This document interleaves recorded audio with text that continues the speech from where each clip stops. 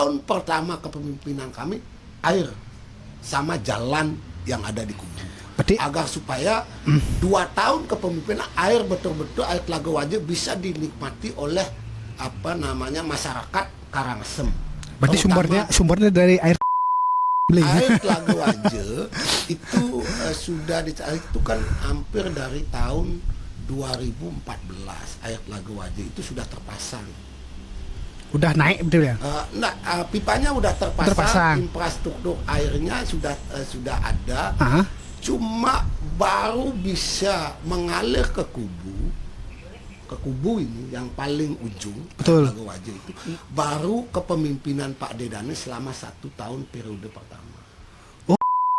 Obat di Karangasem yang berKTP Karangasem pasti gratis nih.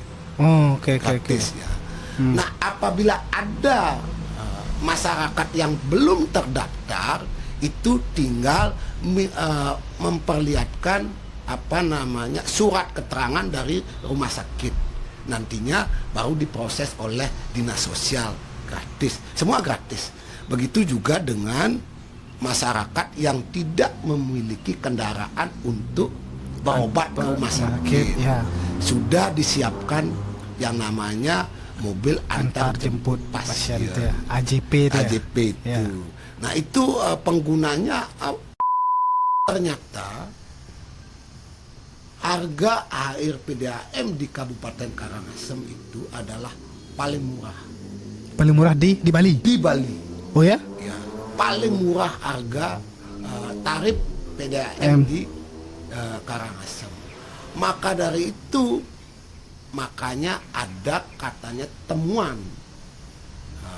pertemuan dari BPK yang merekomendasi harus mengikuti aturan dalam hal tarif pelanggan PDAM.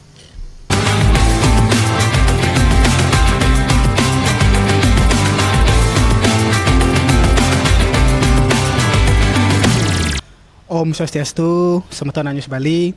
Podcast Anyus Bali kembali hadir untuk Semeton. Podcast Anyus Bali dapat disaksikan melalui channel YouTube Anyus Bali. Dan pada hari ini ya kami akan berbincang dengan narasumber kita. Beliau adalah seorang pengusaha, seorang notaris sekaligus sebagai bakal calon wakil Bupati Karangasem. Beliau adalah Bapak Inengah Swadi. Om Swastiastu, Bli Swadi. Om Swastiastu. Gimana kabarnya? Astungkare. Sehat. Ya. Sebelumnya terima kasih nih Ki, sampun berkenan Ki kita ajak ngobrol nih Ki. Nggih. Saya yang berterima kasih. Siap. Dapat kesempatan diskusi bersama Bali News ya. Ainus Bali nggih. News Bali. Nggih. Saya berterima kasih, merasa terhormat bisa berdiskusi dengan iNews Bali. Siap. Sukses selalu iNews Bali. Terima kasih Pak. Jangan panggil Beli aja ya, siap, Beli Swadi siap, ya. siap. Beli Swadi. Sekarang apa nih kesibukannya Beli? Boleh cerita dikit kesibukan dulu nih. Kan biasa aja. Rutinitasnya biasa ya. Rutinitas seperti biasanya. Seperti biasanya. Saya di kantor, notaris dan ketemu dengan masyarakat, terus berdiskusi keluh kesahnya mereka, apa yang perlu kita perbuat ke depannya agar supaya mereka juga terakomodir kepentingannya baik dari segala sisi. Betul ya. Beli kami melihat bahwa Beli Swadi selama beberapa tahun terakhir ini tidak ada background politik Beli. Maju sebagai anggota dewan pun tidak, terus maju sebagai anggota partai pun tidak begitu. Tetapi tiba-tiba muncul ini sebagai bakal calon wakil bupati berpasangan petahana begitu. Apa yang melatar belakangi Beli? Kenapa dari notaris, dari pengusaha menjadi bakal calon wakil bupati Karangasem gitu Beli? Begini, kalau menurut Beli ya,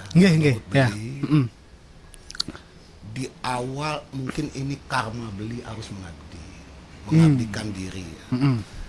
Karena dulu ini kalau Beli bandingkan kehidupan hari ini dengan kehidupan beli dulu, waktu baru lahir, terus SD, SMP, sampai SMA kelas 1, beli kategori hidupnya mungkin kategori hidup miskin ekstrim. Oh gitu. Miskin ekstrim. Miskin ekstrim. Ya, karena beli lahir itu di Desa Tulamben. Tulamben, Kecamatan Kubu, ya. Kabupaten Karangasem. Nah, kebetulan beli punya orang tua, punya semangat untuk anaknya bisa menempuh pendidikan atau bersekolah. Oke. Punya semangat, hanya modal semangat itu. Modal semangat karena hanya bermodalkan pelihara sapi, terus bertani, pelihara kambing dan lain sebagainya. Beli pun waktu SD itu melakukan pekerjaan itu. Pulang dari sekolah ngangon kambing dan lain sebagainya, ngarit dan lain sebagainya. Orang tua beli, saya berterima kasih sekali. Anaknya, orang tua beli punya semangat untuk menyekolahkan beli. Dan dalam perjalanan diiringi doa semua keluarga dan lain sebagainya, adalah orang membantu beli untuk meringankan beban orang tua menempuh pendidikan.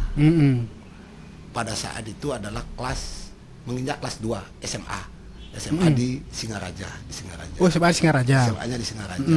Ada teman dari Singapura membantu biaya pendidikan, sharing ini sama orang tua dan lain sebagainya. Pada saat itu pas di Kampung Beli ada destinasi pariwisata baru, yaitu di Tulamben. Di Tulamben. Ya. Dia membantu berdiskusi, akhirnya dia membantu sampai ke perguruan tinggi, sampai S2, sampai jadi notaris. Baru kembali balik kampung di tahun 2002. 2002. Itu mungkin karma itu ya. Iya. Saya sekarang harus mentransformasi jalan hidup, harus merubah jalan hidup. Karena dulu saya dibantu sama orang, wajib hukumnya saya membantu orang dalam artian seandainya diberikan amanah, Betul. wajib hukumnya meringankan beban masyarakat Karangasem dari segala Sisinya. baik di pendidikan, Iya. baik kemiskinan, baik di kesehatan, dan begitu juga infrastruktur.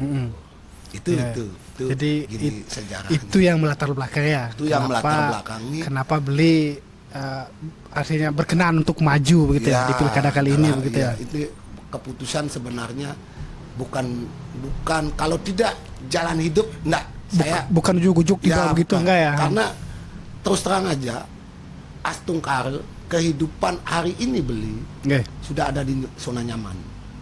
Ya itu dah ya. Akhirnya Sudah kita ada di melihatnya zona nyaman. sudah zona nyaman, sudah nyaman, rezeki ada. ya. dan Apalagi lain yang kurang sebenarnya gitu kan? Beli hari ini begitu memutuskan untuk akan mengabdi, beli harus tutup itu. Oh, Rezeki itu harus beli tutup. Dan murni sekarang profesional beli untuk menjadi notaris harus cuti. oh ya cuti Tidak ya. lagi berpikir masalah rezeki. Bagaimana saya beli ke depannya apabila diberikan amanah mengabdi betul-betul demi Karangasem. Serahkan jiwa raga beli untuk tanah kelahiran beli, tanah kelahiran. Agar supaya ada mudah-mudahan anak muda yang notabene tidak ada darah biru politik atau darah biru kekuasaan bisa terinspirasi dengan kehidupan beli. Biarpun dari orang miskin dan lain sebagainya tidak ada. Semua punya kesempatan yang sama. Semua punya kesempatan yang sama untuk mengabdikan dirinya. Betul. Untuk berbuat kepada masyarakat yang betul-betul membutuhkan. Ya. Beli sekarang maju bersama petahana beli ya, Pak Gede Dane. Ya. Kenapa dengan Pak Gede Dane beli? Maju beli? Ada pertimbangan apa? Terus bagaimana beli? Kenapa dengan Pak Gede Dane begitu lah beli? Kenapa nggak dengan yang lain begitu? Pak Gede Dane selaku Bupati hari ini, Nggih. saya dan Pak Dedane bukan berteman baru ya. Oh, Saya ya, sudah ya. berteman lama. Mm-mm. Dulu dia waktu di legislatif kita juga sering berdiskusi. Waktu beliau di dewan ya. Ya, di dewan. Dan begitu dia mendapatkan rekomendasi untuk menjadi calon Bupati bupati, juga kita sering berdiskusi. di periode kemarin dia. Iya. Nah, kita berdiskusi itu hampir sama frekuensinya. Frekuensinya sama, chemistry-nya Sama. nyambung, chemistry-nya nyambung. Maka dari itu Pak Gede Dane selama menjabat jadi bupati betul-betul waktunya itu hanya untuk masyarakat ya. Sampai sepengetahuan saya Nggih. mengabaikan tugasnya selaku kepala rumah tangga di keluarga. Jarang waktunya betul-betul untuk masyarakat dan lain sebagainya. Dan visi dan misinya selama 5 tahun banyak yang sudah berjalan dengan baik. Kepemimpinan beliau begitu dia menjadi bupati ada masa pandemi. Ya, pandemi ya Pandemi. betul. Dan sekarang bergeser ke Endemi ya. Nah, beliau punya pemikiran apa yang perlu dilakukan dengan masa pandemi begitu menuju endemi. Endemi ya. Beban masyarakat yang harus diringankan yang utama. Beban masyarakat untuk meringankan beban mereka dalam hal menjalani kehidupan. Kan begitu, menjalani kehidupan. Nah, bebannya apa? Semenjak kepemimpinan Pak Gede Dane di bidang kesehatan, masyarakat Karangasem tidak dibebani bayar lagi alias gratis. Oh, berobat di Karangasem sekarang gratis oleh masyarakat ya. Berobat di Karangasem yang berKTP Karangasem pasti gratis. Gratis nih. Oh, oke. Gratis ya. Nah, apabila ada masyarakat yang belum terdaftar, itu tinggal memperlihatkan surat keterangan dari rumah sakit. Nantinya baru diproses oleh dinas sosial, gratis. Semua gratis. Begitu juga dengan masyarakat yang tidak memiliki kendaraan untuk berobat ke rumah sakit. Ya. Sudah disiapkan yang namanya mobil antar jemput pasien pasien. itu ya. AJP itu ya. AJP itu. Ya. Nah, itu penggunanya tahunan itu ribuan karena untuk meringankan beban masyarakat. Termasuk mengantar keluar Karangasem juga beliau. Iya, Misalkan ke termasuk mana mengantar ke di Denpasar. seluruh apabila kepentingan masyarakat Karangasem wajib dijalankan. Entah itu ke Denpasar, ke Singaraja, itu yang dipakai. Mobil AJP itu. Begitu juga dengan program pelestarian adat dan budaya untuk meringankan beban masyarakat. Tahun 2020 dana BKK ke Banjar Adat itu hanya 13 juta. Tahun 2020. 20. Nah, sekarang di tahun 2024 sudah nyampe di angka 30 juta. Itu janjinya Pak Gede Dane. Belum 5 tahun sudah selesai. Begitu juga dengan desa adat. Dulu tahun 2020 desa adat menerima bantuan itu atau BKK sebesar 30 juta. Hari ini sudah nyampe di 70 juta. Itu semua desa adat Semua se-Karangasem. desa adat Kabupaten Karangasem yang jumlahnya adalah 190 desa adat. Begitu juga Subak yang dulunya hanya mendapatkan 6 juta, sekarang sudah mendapatkan 12 juta. Itu artinya apa? Pak Gede Dane bisa menggali potensi-potensi dengan Pak Artedipo ya. Dengan Pak Artedipo bisa menggali potensi-potensi yang ada di Kabupaten Karangasem dalam hal meningkatkan PAD. PAD tahun 2020 itu baru nyampe di angka 207 miliar. Hari ini tahun 2024 PAD-nya sudah tembus di angka 419 miliar. Hampir 100%. 100%. Ini semua tidak terlepas dari kerjasama baik antara bupati, wakil bupati, begitu juga legislatif dan teman-teman ASN, OPD dan lain sebagainya. Maka dengan berjalannya waktu, mudah-mudahan kedepannya juga PAD-nya terus naik, maka teman-teman di ASN, baik itu guru, baik itu medis dan ASN, OPD dan lain sebagainya, wajib diperhatikan kesejahteraannya. Wajib diperhatikan kesejahteraan agar supaya dia punya semangat. Betul. Bagaimana menjalankan program yang menjadi visi dan misi bupati dan wakil bupati. Gitu.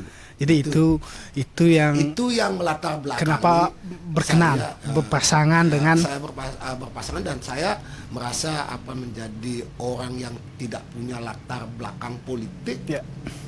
Hadiah buat saya diberikan ruang untuk mengabdi. Yang pertama yang memberikan ruang saya dan Pak Dedane dan saya itu adalah direkomendasi oleh Partai Gerindra pertama yang merekomendasi. Gerindra sebenarnya merekomendasi yang merekomendasi. Karena kita berdiskusi dengan elit-elit partai politik di Karangasem, karena Karangasem butuh perhatian semua pihak, maka kita setelah berdiskusi ada kesepakatan dan akhirnya kita mendapatkan rekomendasi. Apa indikatornya keberhasilan Bupati Pak Dedane dan teman-teman OPD? Indikatornya adalah teman-teman partai politik yang hari ini bergabung dengan kami berdua. Ada berapa partai? Ada 12 partai. Ya. Mereka sepakat bahwa program yang dijalankan oleh Pak Dedane betul-betul bisa meringankan beban masyarakat Karangasem. Betul-betul bisa memutuskan arah kebijakannya yang pro masyarakat. Itu indikator yang tadi. Itu makanya kami berdua ini betul-betul bersyukur disetujui dan sepakat dengan visi misi kami dengan 12 partai politik, sepakat berjuang bersama-sama untuk dengan tujuan satu, bagaimana meringankan beban masyarakat. Karena politisi itu punya niat yang mulia menurut saya. Setelah saya mentransformasi jalan hidup saya setelah masuk ke dunia politik, bahwa politisi itu adalah memiliki niat mulia, kebanggaan mereka apabila bisa membantu dan meringankan beban masyarakat. Itu niat mulianya orang politisi. Karena mereka itu tidak bisa membantu maksimal kepada orang apabila mempergunakan dana pribadi. Itu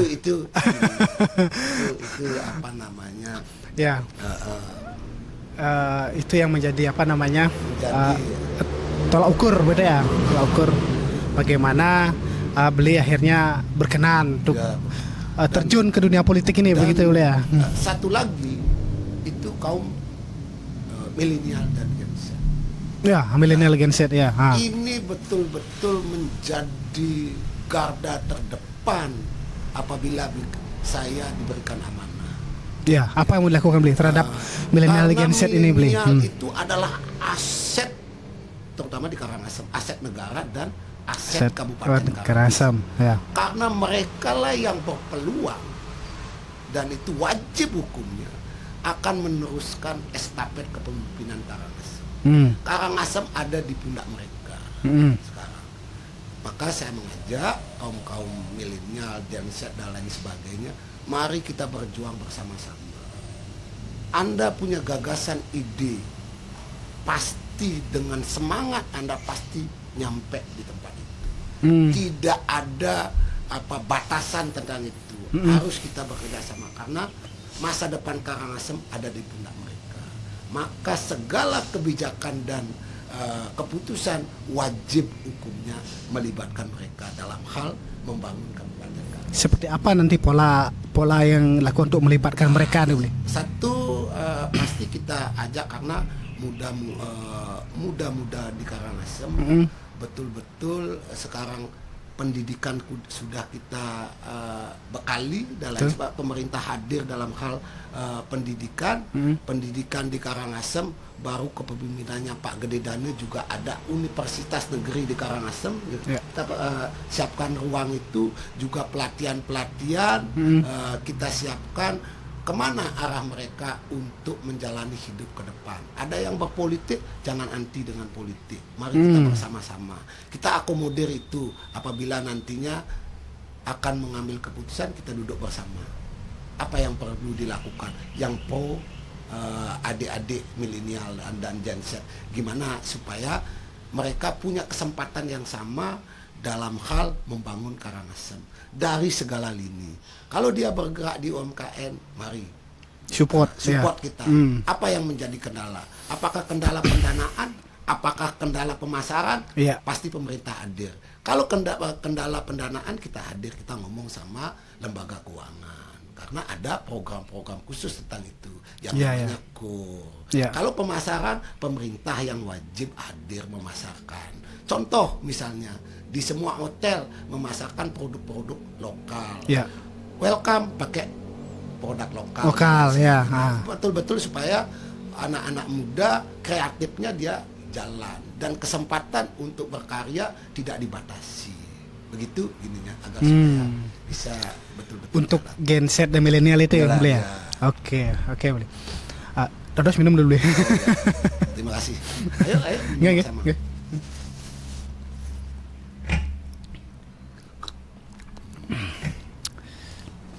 Sekarang kita lanjut ke kalau nanti mendapat amanah, Pak Dane dan Bli Swadi dapat amanah dari masyarakat Karangasem. Kira-kira ada program unggulan apa ini yang mau dirancang dalam rangka untuk kan keberlanjutan berarti temanya ya. Nah, apa program unggulan nantinya di periode kedua Pak Dane bersama Bli Swadi nanti, Bli? Kami berdua sepakat untuk melanjutkan program-program yang betul-betul dibutuhkan dan dirasakan oleh masyarakat selama ini. Apa aja tuh, Bli? Kesehatan wajib hukumnya, tidak ada lagi bayar dan lain sebagainya. Udah clear tuh, Bli ya. Pokoknya gratis. Pokoknya gratis. Itu tinggal nunjuk KTP aja berarti, Bli ya? KTP sudah terintegrasi dengan sosial. Tapi kalau ada tercecer sedikit-sedikit itu nanti dibarengi dengan surat keterangan sakit dari rumah sakit, udah selesai lah itu. Tidak bertele-tele lagi. Itu kita lanjutkan. Gratis. Juga BKK dan bantuan kepada desa adat, karena itu adalah mengamankan dan melestarikan budaya harus dilanjutkan dan disempurnakan. Begitu juga tentang pelayanan administrasi kependudukan, adminduk gitu ya.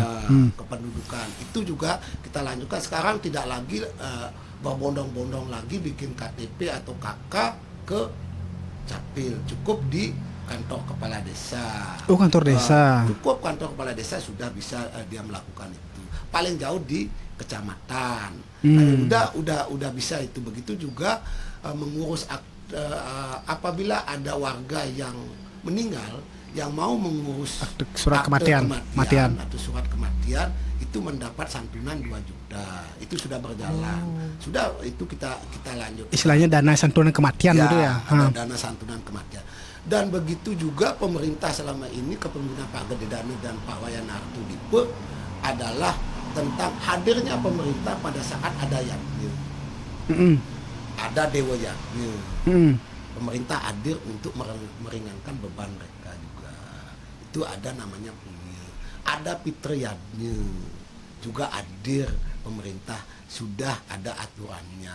Berapa pemerintah hadir pada saat ada warga masyarakat atau kumpulan warga masyarakat membuat acara yang namanya Fitriyadnya. Sudah hadir, itu sudah ada. Nah, yang perlu digenjot untuk ke depan ini apabila kami diberikan amanah berdua adalah tentang infrastruktur. Nah, infrastruktur itu ya. Infrastruktur jalan dan air terutama. Nah, Air ini Telaga Waje. isu yang sentral. Beli. Air Telaga Waje itu sudah dicari, itu kan hampir dari tahun 2014 air Telaga Waje itu sudah terpasang. Udah naik betul ya? Pipanya udah Terpasang. infrastruktur airnya sudah ada. Ah, Cuma baru bisa mengalir ke kubu ini yang paling ujung, Betul. Telaga Waje itu baru kepemimpinan Pak Dedane selama 1 tahun periode pertama. oh, jadi baru 1 tahun Pak Dana menjabat baru Air sudah bisa mengalir ke mengalir. Mengalir ke Padahal kubu. pipa sudah terpasang dari tahun 2014 tadi. 2014 sudah terpasang waktu zamannya bupatinya Pak Wayan Gerdeg. Oh ya Pak Gerdeg Pak masih ya. Gerdeg. Ya. Itu bisa mengalir tahun 2021 ke Kubu.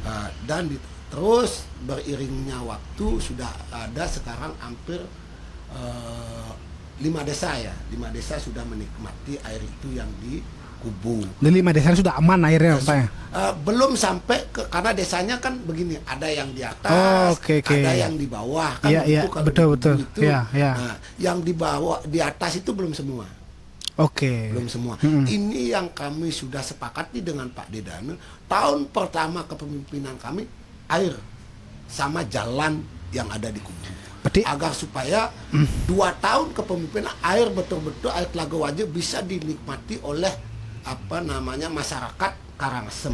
berarti Terutama sumbernya dari air Telaga Waje ini air tetap ya? Telaga Waje dan ada juga beberapa embung dan lain sebagainya. Oke. Kalau tidak terkoneksi pipanya ke ke masyarakat, kami coba melakukan survei dan lain sebagainya untuk membuat sumur bor. Dan saya kebetulan saya sekarang melakukan itu di kampung saya bikin sumur bor. Itu dalamnya sekitar hampir 100 sampai 120 Meter. meter ke bawah. Dapat airnya beli. Mudah-mudahan dapat ini baru proses baru proses, sekitar, ya. 65 meter tapi sudah ada airnya tapi masih kecil. Bisa kecil. Oke. Kalau ini berhasil enggak masalah air lagi. Oke. Ya. Ini kan saya harus nyoba dulu Betul, pribadi betul. dulu Iya, iya. sebelum nanti program betul-betul Kita terapkan di dijalankan masyarakat. oleh pemerintah. Jangan sampai nanti pemerintah bikin program mubasir tidak Keluar air. tidak bisa berfungsi alias mangkrak kan Iya, begitu ini iya. alias mangkrak. Iya. Nah itu yang kita antisipasi. Mudah-mudahan 2 tahun kalau kami diberikan amanah Astongkare, yakin dan kami punya semangat itu, air bisa dinikmati oleh masyarakat Kabupaten Karangasem, terutama di Kubu, di Abang dan di Seraya. Seraya. Kita sudah sering berdiskusi, tinggal master planningnya seperti apa, di mana harus ada tower, di mana harus ada reservoir dan lain sebagainya, di mana harus ada reservoir agar supaya bisa didistribusikan ke masyarakat. Kan ini perlu kajian, itu perlu kajian. Itu yang terkait infrastruktur beli. Infrastruktur yang kondisi jalan, yang beberapa jalan yang saat ini masih oleh warga netizen terutama nih ya. Wah, ini jalannya masih begini ya. Begini. Benar beli ya. Kalau jalan yang dimiliki oleh aset kabupaten itu, jalan di Kabupaten Karangasem itu kurang lebih sekitar 1.200 km. 1.200 km. Sekitar 1.200 km. Itu panjang jalan yang dimiliki oleh kabupaten. Tahun 2020 yang rusak parah itu di angka 236 km. Rusak parah. Rusak parah. Tapi ada rusak sedang. Iya, betul. Pasti ada. Iya.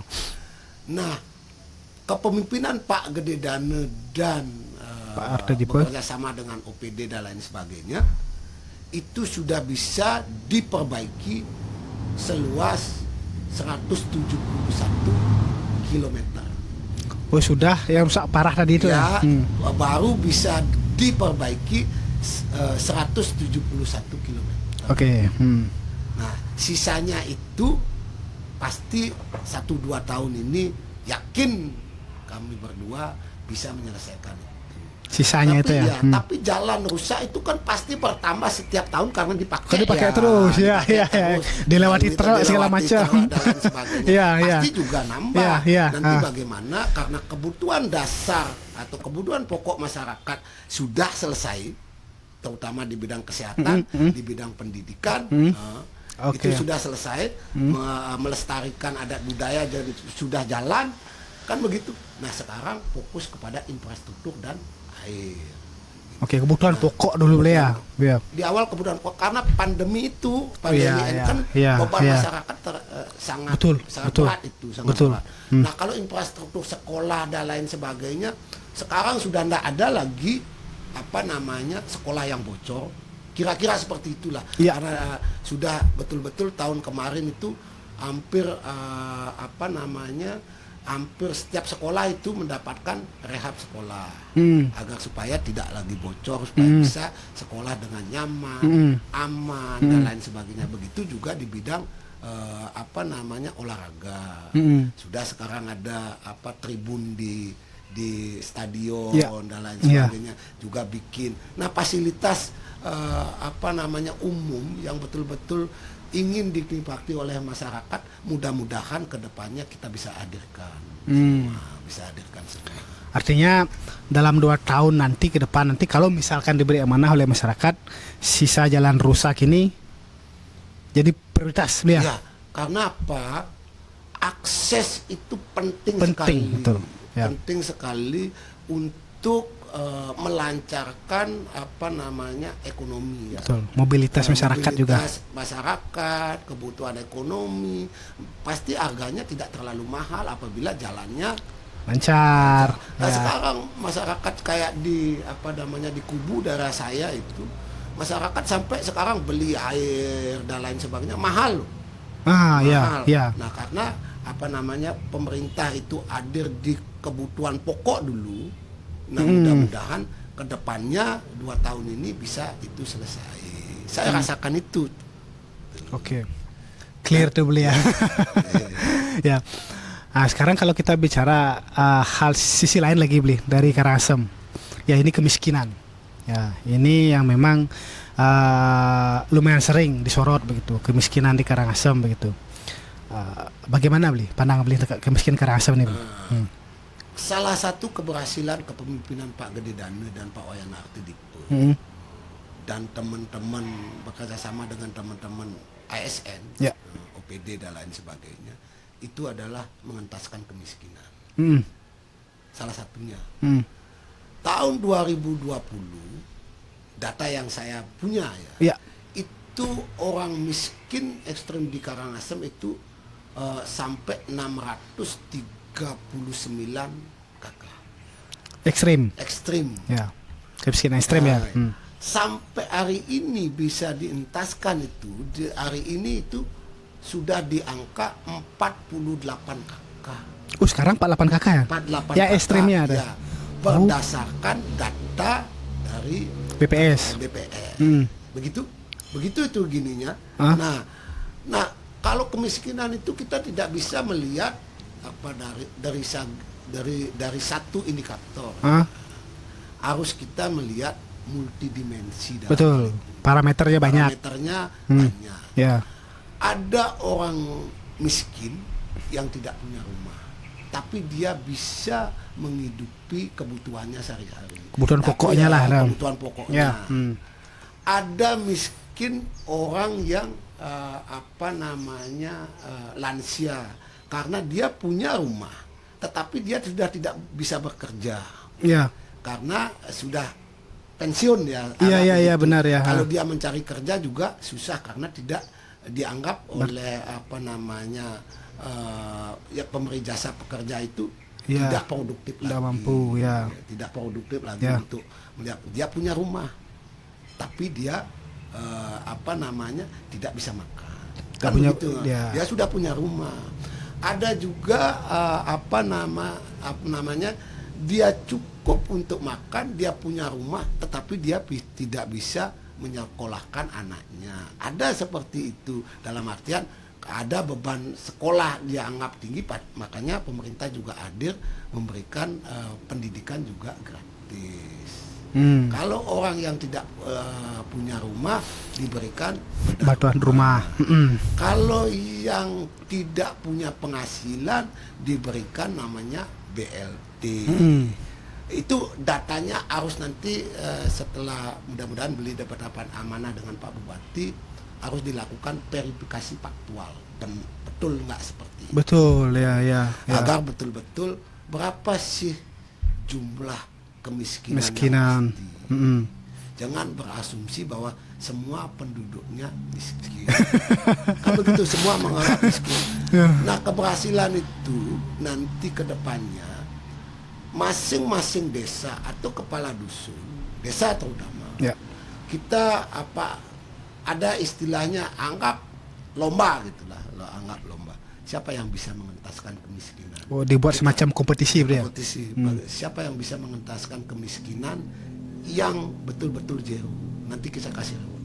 Dari tingkat desa berarti di Pulau desa. ya. Nah, nanti saya coba melakukan itu ya, ide ke depannya agar betul-betul dari desa juga punya tujuan yang sama untuk dalam hal mengentaskan kemiskinan, karena mereka yang paling tahu di bawah, kan begitu. Mereka yang punya warga lah, mereka yang punya warga, apa yang semestinya pemerintah akan lakukan agar supaya masing-masing desa itu tidak ada lagi kategori miskin ekstrim. Makanya tadi itu BKK ke desa adat itu kan meringankan beban mereka, minimal biasanya kena urunan tidak kena urunan. Kan begitu juga masyarakat pas ada fitriannya, pemerintah juga hadir membebankan juga urunannya, biasanya mengeluarkan uang sekian jadinya bisa lebih sedikit. Begitu gininya juga piodal di masing-masing pura dan lain sebagainya, pemerintah hadir, mudah-mudahan bisa meringankan beban pokoknya dulu. Jadi ke beban pokoknya dulu ya lebihnya gitu ya. Sekarang infrastruktur harus digenjot Karangasem agar supaya betul-betul masyarakatnya makmur dan sejahtera, Karangasemnya bisa maju. Masyarakat makmur dan sejahtera, Karangasem maju. Ya. Harus begitu. Ya, keren. Masyarakatnya harus makmur dan sejahtera, Karangasemnya wajib maju. Wajib maju. Harus fasilitasnya lengkap, kan begitu. Iya, betul. Ya. Nah, kedepannya harus menggali potensi-potensi yang betul-betul bisa meningkatkan PAD dengan tidak membebankan masyarakat. Nah, apa tuh beli? Tadi beli mengatakan menggali potensi-potensi itu beli. Potensi apa yang mau digali? Pasti di Bali kita tahu lah. Pariwisata ya. Pariwisata pastinya. Makanya di pariwisata itu betul-betul kita harus menyiapkan fasilitas yang membuat masyarakat atau tamu-tamu itu nyaman dan aman. Apa itu? Pasti fasilitas pendukung. Fasilitas pendukung apa? Ada restoran dan lain sebagainya. Akomodasi lah, ada wisata tirta. Karena kalau kita berbicara pariwisata, Karangasem itu semua punya. Ya. Panjang laut paling panjang itu betul. 87 km di Karangasem. Dan itu hampir semua berpotensi menjadi destinasi pariwisata di bidang wisata bahari atau diving, snorkeling dan lain sebagainya. Kan begitu. Ada juga banyak wisata desa. Ada desa Tenganan, ada desa Hasa, Bunganya, Seraya dan lain sebagainya. Dan ada juga tidak kalah menariknya adalah wisata spiritual. Wisata spiritual ada di Besakih, Lempuyang, di Lempuyang, ada Sulayukti dan lain sebagainya. Dan ada juga wisata pemandangannya luar biasa kayak Sidemen view sawahnya ya. Terus dia amat view gunung dan lautnya dan lain sebagainya. Nah, ini yang kita kembangkan. Kita bagaimana agar supaya ada investor yang berinvestasi di Karangasem. Itu salah satu akan mengentaskan kemiskinan karena lapangan Pekerjaan tumbuh. terbuka dan lain sebagainya. Dengan catatan kita memberikan rasa aman dan nyaman kepada investor. Dan pemerintah wajib menyiapkan fasilitas yang bentuknya akses jalan dan lain sebagainya. Seperti di Amet sekarang sudah jalannya diperbaiki, mudah-mudahan secepatnya bisa kelar sampai di Seraya gitu. Oke, jadi peningkatan PAD adalah dengan optimalisasi sektor pariwisata. Sektor pariwisata. Dan sekarang kan yang jadi unggulan adalah sektor sumber daya alam non logam, yaitu galian C. Galian C itu. Galian Ya. C. Nah, itu yang sekarang. Ini kan tidak bisa jangka panjang. Kita harus memikirkan bagaimana menggali potensi agar supaya PAD Karangasem itu bisa stabil dan naik seterusnya. Dari sektor mana? Ya salah satunya adalah sektor pariwisata. Oke. Nah, sekarang terkait dengan isu yang berkembang belakang ini, Bli. Tarif PDAM yang naik. Bli Swadi gimana nih melihat dia, Bli? Nah, gimana nanti Bli Swadi bersama Pak Danu menyikapi ya ini keluhan masyarakat yang ada keluhan nih, Bli ya. Tarif PDAM naik ini ya. Bagaimana ke depan ini ya? Oke. Kenapa tarif PDAM Karangasem kemarin sekitar 2 tahun yang lalu 1 tahun yang lalu naik? Ya. Nah, saya juga mencoba mencari data, apa sih yang menyebabkan kok bisa PDAM naik, yang notabene anggapan orang umum bahwa itu adalah menjadi beban masyarakat. Betul. Kan begitu, beban bagi pengguna pelanggan PDAM. Nah, setelah ternyata harga air PDAM di Kabupaten Karangasem itu adalah paling murah. Paling murah di Bali? Di Bali. Oh ya? Ya, paling murah harga tarif PDAM di Karangasem. Maka dari itu, makanya ada katanya pertemuan dari BPK yang merekomendasi harus mengikuti aturan dalam hal tarif pelanggan PDAM. Kan begitu. Nah, apabila tidak dilakukan itu terus menerus, itu temuan BPK, maka tidak menutup kemungkinan PDAM akan dimerger dengan PDAM dari kabupaten terdekat. Ini gitu kan ya? parah ini. Oh gitu ya. ya. Akhirnya kita tidak punya PDAM kalau itu tidak dipahami dan atau tidak menjalankan rekomendasi daripada BPK. Itu karena sudah ada peraturan gubernur yang mengharuskan ada penyesuaian harga dan lain sebagainya. Begitu kondisinya, makanya mau tidak mau, suka tidak suka, wajib hukumnya dilakukan penyesuaian itu. Rasionalisasi harga ya, supaya menyesuaikan tarif. Oh iya. Itu dasarnya begitu ya. Begitu datanya yang saya dapat. Kedepannya, kedepannya bagaimana nih, Bli? Itu memungkinkan nggak dari segi regulasi kita subsidi kepada pengguna pelanggan PDAM yang kategorinya adalah miskin. Oke, subsidi ya. Yang miskin. Yang miskin ya benar. Nah, kalau yang sudah mapan, mampu lah. Pengusaha wajiblah saling membantu dan lain sebagainya. Makanya nanti kita inginnya subsidi pelanggan PDAM yang notabene adalah kategori masih miskin. Oh, jadi ini karena ada temuan BPK begitu ya? Dasarnya begitu ya? Dasarnya seperti itu. Yang harus dilakukan penyesuaian harga. Penyesuaian harga begitu. Karena masyarakat kan tahu ya ini kenapa dinaikkan ya, begitu. Nah, ada juga pemahaman, saya pun dulunya berpikir seperti itu. Ini kan ada air Telaga Waje. Ada yang air Telaga Waje itu tidak dimiliki oleh PDAM loh, air Telaga Waje. Ya. Yang memiliki transmisinya ini adalah BWS. Pendistribusiannya yang dilakukan pengelolaannya kepada PDAM. Seperti itu gininya. Apabila rusak di sini ini, pipanya bocor dan lain sebagainya, PDAM nggak boleh memperbaiki. Oh. Yang boleh memperbaiki yang memiliki gitu. BWS tadi. BWS itu yang boleh memperbaiki. Kalau di daerah pendistribusiannya kepada masyarakat, ini yang harus diatensi oleh PDAM sebagai pengelola air itu. Gitu.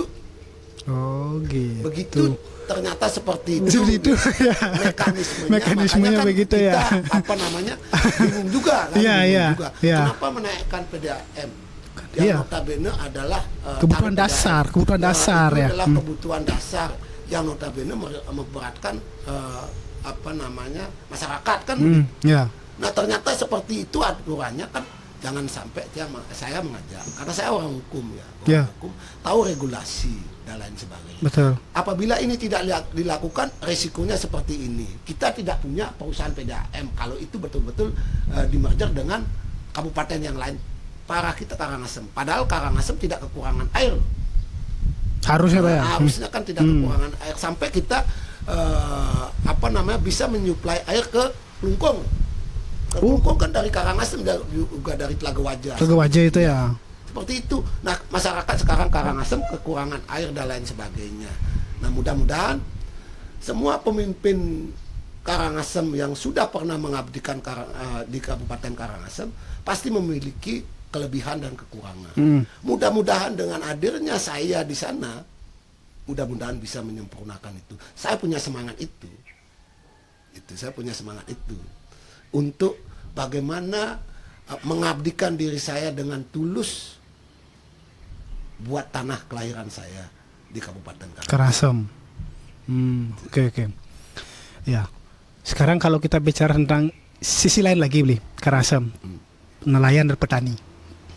Ada nggak, Bli, nanti ya? Bli sama Pak Dane program khusus untuk nelayan dan petani, terutama untuk petani misalkan pupuk begitu dan yang lainnya, Bli. Kalau melihat kita kondisi Kabupaten Karangasem, hampir 27% hampir itu adalah berprofesi sebagai petani. Petani, ya. Berprofesi sebagai petani. Wajib hukumnya pemerintah hadir dalam hal itu. Karena sekarang juga pemerintah itu tentang ketahanan pangan. Ya. Banyak tanah-tanah sekarang sudah masuk kawasan sawah dilindungi dan lain sebagainya. Pemerintah wajib hukumnya hadir untuk memberikan insentif kepada petani dalam berbagai hal. Berupa apa insentif itu, Bli? Kalau petani itu pasti lahan, fasilitas peralatan petani itu pupuk, terus pengembangan sumber daya manusianya. Kita wajib memberikan pelatihan di samping juga fasilitas, di samping juga itu wajib. Terus lahan tidak boleh banyak yang beralih fungsi. Pasti nanti petaninya pasti bergeser, nggak ada yang mau petani kan ini dulu. Satu, lahannya kita harus amankan. Kedua, pembinaan sumber daya manusianya. Ketiga, fasilitas peralatannya dan lain sebagainya, seperti traktor dan lain sebagainya itu harus kita hadirkan. Begitu juga yang peternak, bibit sapi, bibit kambing, itu sudah dilakukan oleh pemerintah. Kita terus akan lakukan itu, bagaimana agar supaya masyarakat Karangasem yang mau berprofesi menjadi petani tidak malu. Tidak malu dia berprofesi menjadi petani. Ada kebanggaan tersendiri bahwa saya petani adalah sukses, adalah kaya dan lain sebagainya. Nah, kan harus seperti itu. Dimanapun profesinya, petani dan lain sebagainya, apabila niatnya untuk menjalani hidup itu dengan nyaman, pasti ada hasil. Pasti ada hasil.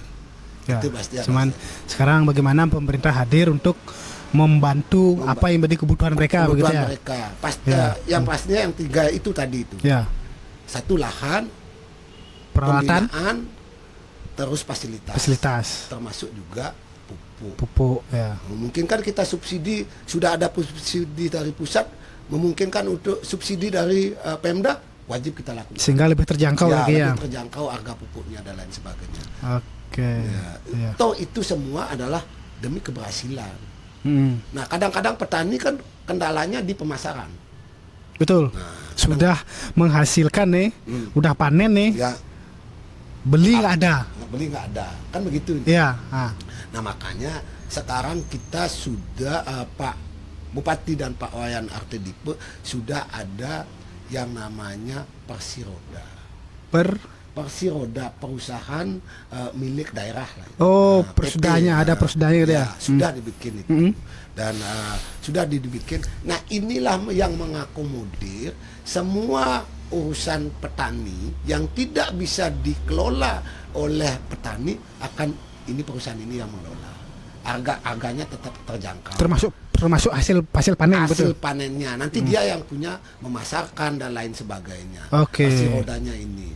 Nah, sekarang kendalanya kan di Karangasem ini setelah musim padi, setelah manyi, nanti mawanya dibawa ke Jawa itu gabahnya, tidak diproduksi di sini, Tidak diolah jadi beras di sini tidak jadi beras di sini. Makanya nanti Persiroda, kalau masyarakat tidak ada yang berinvestasi tentang itu, kita hadirkan Persiroda agar supaya bisa diolah di Karangasem. Jadi dibangun pabrik RMU-nya di Karangasem gitu ya lebih. Anggaplah hilirisasi lah. Iya. Hilirisasi Iya. dari bahan mentah menjadi bahan Jadi, dari iya. bahan baku menjadi bahan jadi. Salah satunya itulah. Begitu juga nelayan. Nelayan ya. Sekarang Ikan, kita- tangkapan ikan ya. tangkapan ikan dan lain sebagainya. Kita sebenarnya sudah disiapkan ini selama ini pengawet itu, cold storage itu Iya. sudah disiapkan, dan pembinaan kepada nelayan sudah sering kita lakukan. Apa yang perlu kita bantu lagi? Apa yang perlu kita hadir lagi pada saat nelayan punya permasalahan dan lain sebagainya? Pasti kok kita hadir. Pasti kita hadir tentang itu. Nelayan, semua profesi lah, semua profesi. Oke, keren gitu Bang. Terakhir nih kalau itu, terakhir. Tadi sudah clear ini, pengen bahas lagi. Terakhir ini, saya pengen beli Swadi menyampaikan harapan. Harapan pesan-pesan untuk masyarakat Karangasem. Silakan beli. Harapan saya dan kami berdua dalam hal demokrasi ini, jangan sampai penyakit demokrasi itu tumbuh di Karangasem. Tapi itu penyakit demokrasi. Penyakit demokrasi tumbuh di Karangasem. Artinya apa? Jangan sampai demokrasi ini dicederai dengan salah satunya money politik, dengan memakai identitas, memakai sara dan lain sebagainya.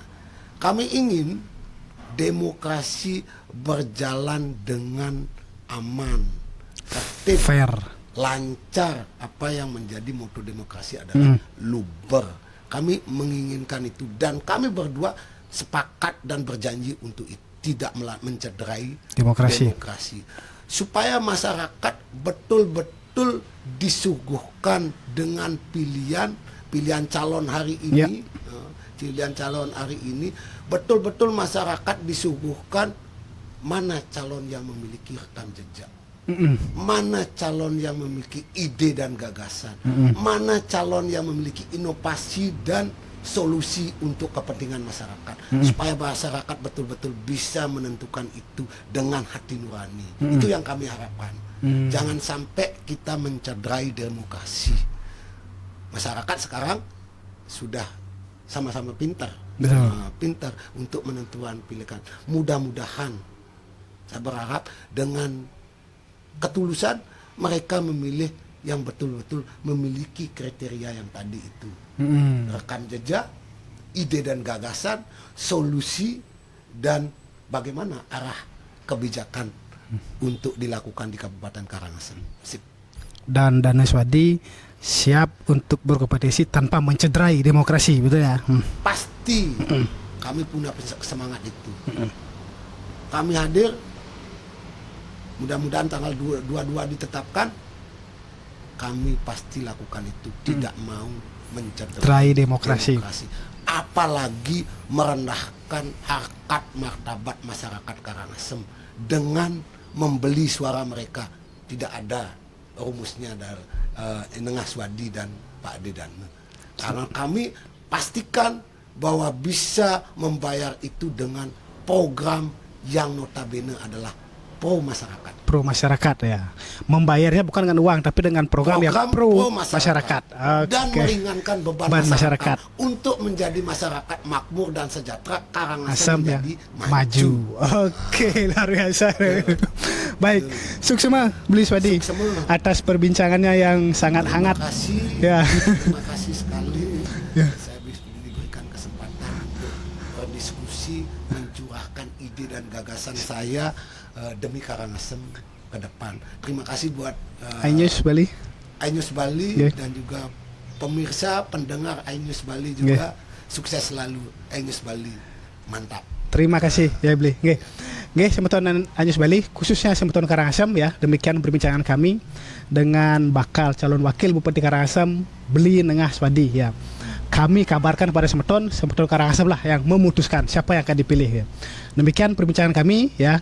Sampai jumpa lagi dalam program podcast Ainus Bali pada episode berikutnya. Om Santi Santi Santi Om.